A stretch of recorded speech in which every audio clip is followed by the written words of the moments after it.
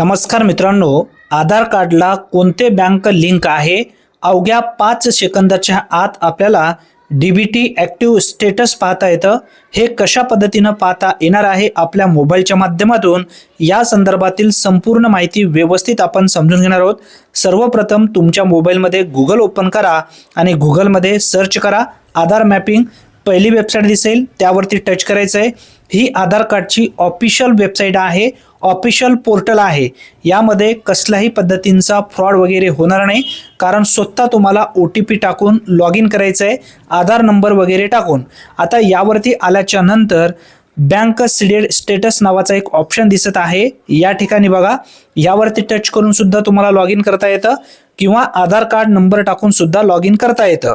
Welcome to माय आधार नावाचा जो option आहे, यावरती जो अंगठाचा ठसा दिसत आहे त्याखाली लॉग इन नावाचा ऑप्शन आहे, त्यावरती टच करा।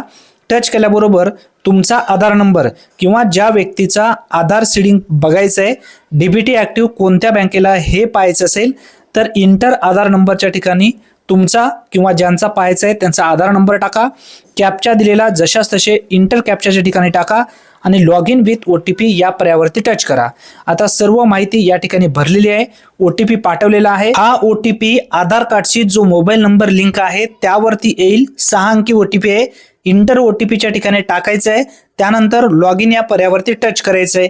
टच केल्याबरोबर तुमचा आधार लॉग इन या ठिकाणी झालाय का हे जर तुम्हाला पाहायचं असेल तर तुमच्या हाताच्या उजव्या साईडला एक छोटासा सिंबल या ठिकाणी दिसत आहे, तुमचा फोटो दिसत आहे, म्हणजे आपला आधार आता लॉग इन झालेला आहे। आपल्याला डीबीटी ॲक्टिव्ह पाहायचं आहे, कोणत्या बँक खात्याला आपला आधार लिंक आहे तर बँक सीडिंग स्टेटस नावाचा जो ऑप्शन आहे त्यावरती टच करा।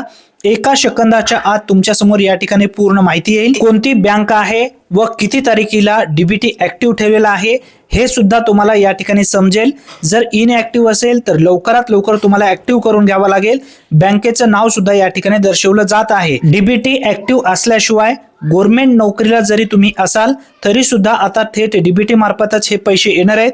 याचबरोबर राज्य सरकार किंवा केंद्र सरकारच्या ज्या काही विविध योजना राबवल्या जात आहेत सर्व योजनेचे पैसे सुद्धा थेट डीबीटी मार्फतच येणार आहेत। तर या ठिकाणी डीबीटी इनॲक्टिव्ह दिसत असेल तर ज्या बँकेमध्ये तुम्हाला पैसे पाहिजेत त्या बँकेमध्ये जाऊन आधार लिंक करून घ्या, म्हणजे थेट पैसे याच बँक खात्यामध्ये येत जाईल।